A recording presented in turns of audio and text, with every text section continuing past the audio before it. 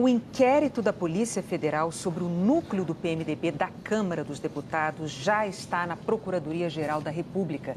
A investigação apresenta detalhes da atuação do grupo, que é tratado como uma organização criminosa, e informações da delação premiada do doleiro Lúcio Funaro.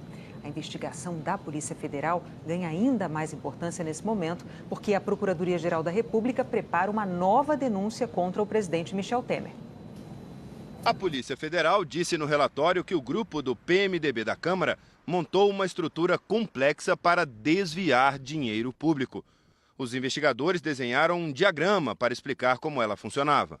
A Polícia Federal afirma que as figuras centrais do esquema são o presidente Michel Temer e o ex-presidente da Câmara, Eduardo Cunha. Os investigadores dizem que, enquanto Eduardo Cunha fazia parte obscura das tratativas espúrias, negociatas, ameaças e chantagem política, o presidente Michel Temer, como liderança dentro do PMDB, tinha a função de conferir oficialidade aos atos que viabilizam as tratativas acertadas por Eduardo Cunha e os demais participantes, dando aparente legalidade e legitimidade em atos que interessam ao grupo.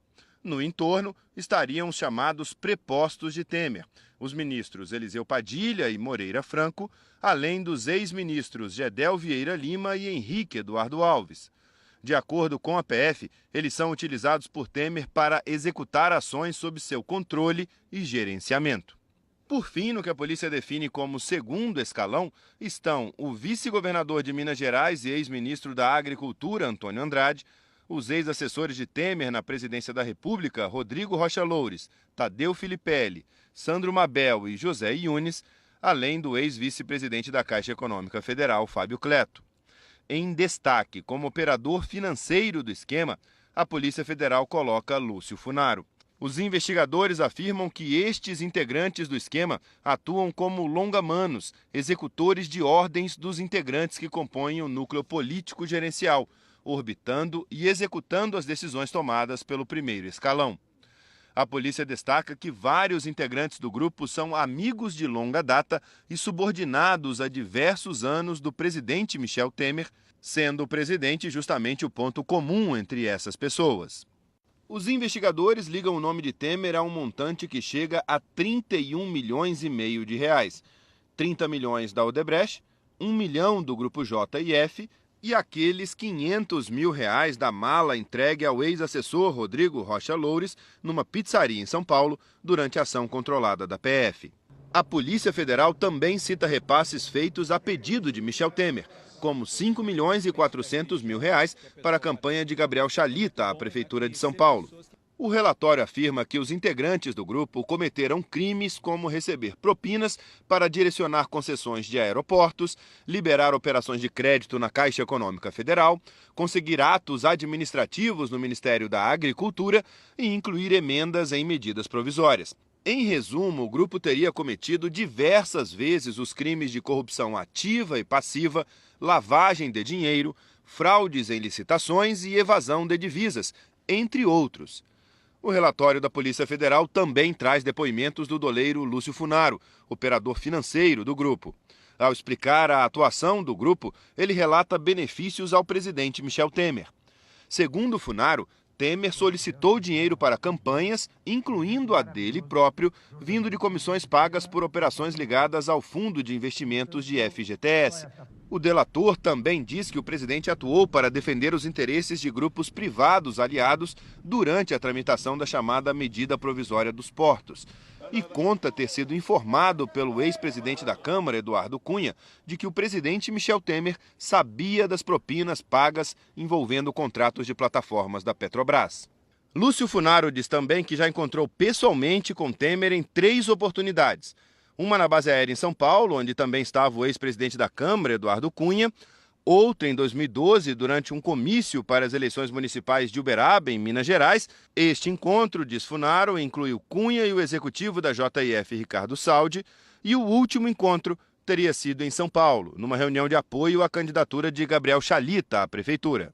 O doleiro Lúcio Funaro também fala sobre o pacto de silêncio que fez com o empresário Joesley Batista. O compromisso era não fazer delação premiada em troca de dinheiro, que seria usado para amparar a família dele caso fosse preso. Funaro conta que dias depois de ser alvo de uma operação de busca da Polícia Federal em dezembro de 2015, foi chamado à casa de Joesley. E o empresário ofereceu a ele um contrato de 100 milhões de reais.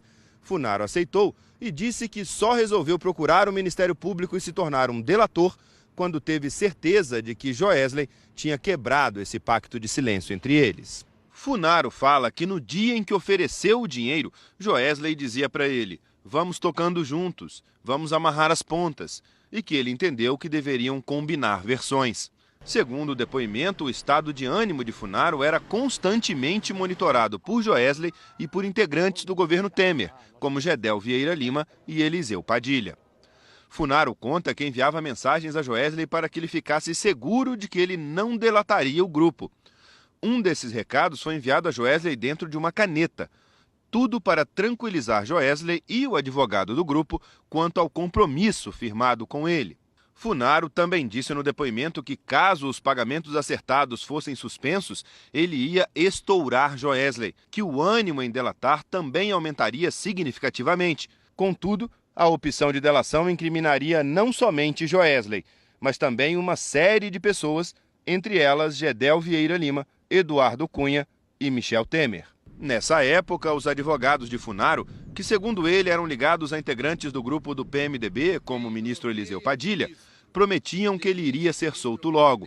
Mas um dia, depois de uma audiência em que Funaro não conseguiu a liberdade, ele disse ao advogado: "Fala pro teu chefe, pro Padilha, que eu vou arrebentar com todo mundo." O PMDB declarou que jamais teve qualquer operador e que as doações ditas ilegais foram registradas e aprovadas pelo TSE.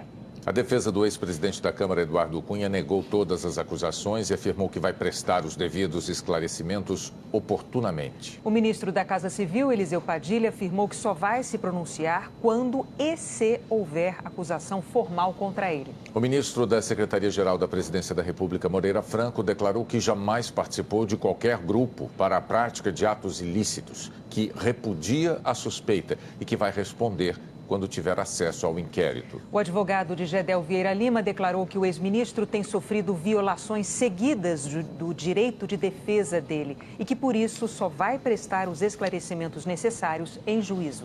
A defesa de Henrique Eduardo Alves declarou que ele faz parte do PMDB há mais de 40 anos e não de uma organização criminosa, e que a inocência dele vai ser provada ao longo do processo. O advogado de Rodrigo Rocha Loures declarou que as instituições se contradizem, que estão atribuindo o mesmo fato da JBS ao caso da Rodrimar e que isso demonstra a falta de seriedade nas imputações do Procurador-Geral da República. Sandro Mabel afirmou que não participou de nenhum ato ilícito e que as investigações vão comprovar a inocência dele. A defesa de José Yunes afirmou que ele é advogado há mais de 50 anos, que jamais praticou qualquer irregularidade ou ato ilícito e que vai tomar as providências cabíveis na justiça sobre qualquer inverdade. A defesa de Lúcio Funaro declarou que todas as manifestações dele se darão oficialmente quando forem solicitadas pelos órgãos competentes. A Odebrecht afirmou que está colaborando com a justiça no Brasil e nos países em que atua,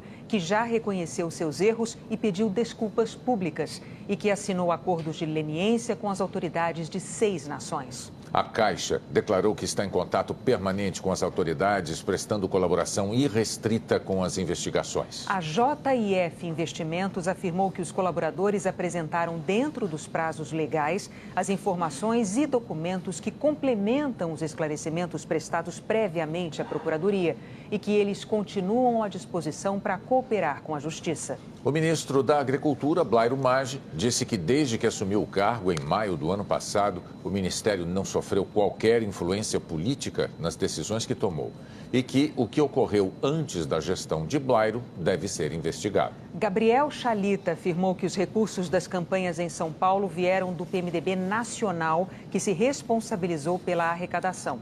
Ele também declarou que deixou o partido há 2 anos e que nunca teve relação com Lúcio Funaro.